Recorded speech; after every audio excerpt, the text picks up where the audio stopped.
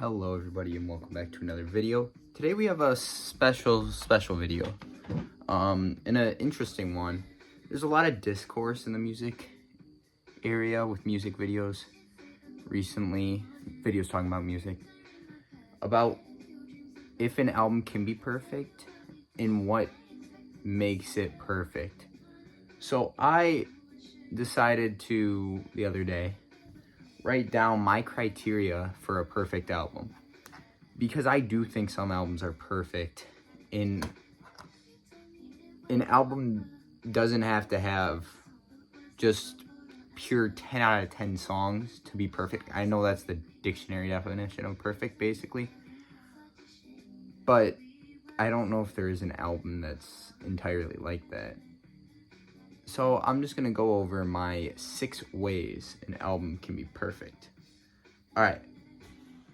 First off, we have albums that are unlike anything I've ever heard and are really good at that. So they just stick to one theme, one melodic theme almost, and they just execute it very well. They could have a story that ties it together that'd help it achieve the sound it wants. And for that, I have Vanisher, Horizon Scraper by Quedeca. I will say some of these albums, I don't know if they're perfect. I haven't reviewed them yet. I've heard them, obviously. But I just don't know if they're 100% perfect.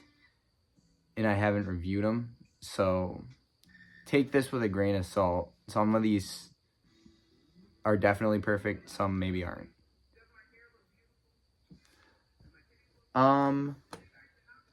Next up, we have created new genres or are very experimental. I have 2 examples for this one. One is Atrocity Exhibition by Danny Brown. I sadly do not have that album. But another one that I do have, and that one pioneered like the underground industrial experimental rap subgenre. I guess you could say that the Money Store kind of did that, but not a huge fan of the Money Store. Some of the songs off of it are good, like Hacker and Get Got, but we're not talking about that this video. But I feel like there's not going to be a JPEG Mafia. I know Devin Hendrix was releasing a little bit of stuff before Atrocity Exhibition, but you're not going to get the modern JPEG Mafia without Atrocity Exhibition. You're not getting Two Hollis. You're not getting the new Jane Remover stuff. All of that, you're not getting it without Danny Brown doing Atrocity Exhibition, which led to Scaring the Ladies, if you know what I'm saying, that album. And it's just, yeah, like, this domino basically fell to cause everything else. So that's why I had Atrocity Exhibition in that one. And then I also have Sgt. Pepper's Lonely Hearts Club Band. I get there was a little bit of psychedelic rock before this, but this really pioneered it and pushing it into its own genre of music with bands like Pink Floyd, with their earlier albums like Piper at the Gates of Dawn, Jimi Hendrix Experience, stuff like that. Even Throbbing Gristle, I think her name is. So that's why I have this one here. Very obvious inclusion for that type. Another one I have is every song is perfect or there's nothing wrong with this. I know I said it in the beginning that there's not an album where every song is 100% perfect. But because like sometimes you'll have interludes too that ruin it a little bit, like Blonde. I think some of the interludes aren't the best inclusion. Like, I get it, it pushes the story further, but it's just not like, you know, or kind of like Mad Villainy. Like, some of the interludes are just, do we really have to have 30 songs? I get that it's very vital to the story, but sometimes I question the authenticity that it brings to the album and its legitimacy on as a place on the track list. So for this one, Every Song Perfect, I just got What's Going On by Marvin Gaye. Smoothest R&B ever. Not a single song on this is bad. Maybe a song is 9 out of 10, but like if everything else is a 10 and one's a 9, every song's perfect. You know what I'm saying? Kinda. No, I'm just losing it. Next up we have The Story Is All There and is executed very well.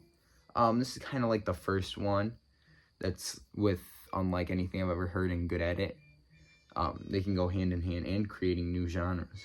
Because I know Sgt. Pepper's has a very, very loose story behind it, and Atrocity Exhibition has an even looser story with just common themes, really. But for the example for this one, I have everyone's favorite story album, To Pimp a Butterfly by Kendrick Lamar. Just an incredible project that just stands the test of time. This one for story, you could also have like Mr. Morale. I think that story's really executed really well. I don't know if it's executed to the level as T-Pab. That could be its own discussion, but it is up there in that upper echelon. After that, I have Atmosphere. This one's kind of just a broad term, just a generalized term, that combines a lot. This was just kind of covering myself because, like, this one's really hard to explain. That's why I have Is This It by The Strokes, because not every song is perfect on this. There are some sleeper-ish songs, but I think they just come all together to form just an incredible project that doesn't have a story, if you know what I'm saying. Because, like, they all have that grungier sound that really pushes boundaries and basically created indie music, maybe. Pushed it into more people's eardrums. Into, like, we are our own thing now, you know?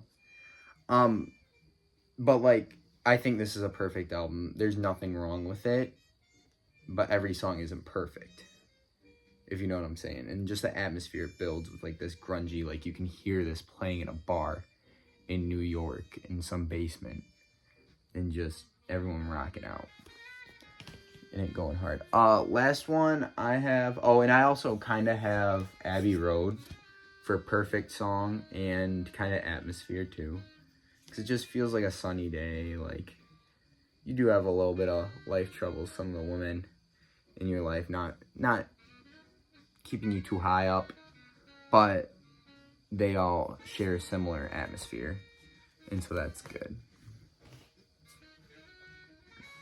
And then atmosphere, I also have one more that I think it's kind of close to being perfect. It's The Melodic Blue by Baby Keem. I think there's not really a whole lot of rap albums that sound just like this, and I'd like to see more kind of try to sound like this.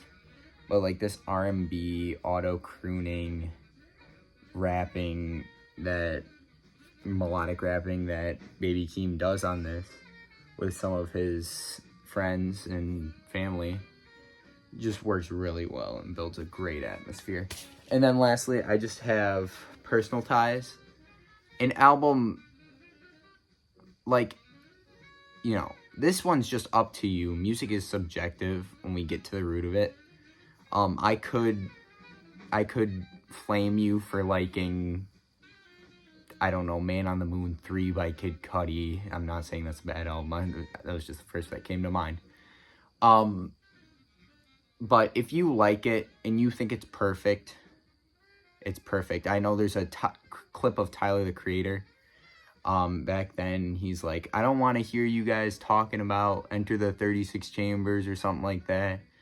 Like, we don't want you to have that album of the year music taste, that Pitchfork music taste. I want to know why Poopy Doopy's third album is your favorite, or something like that.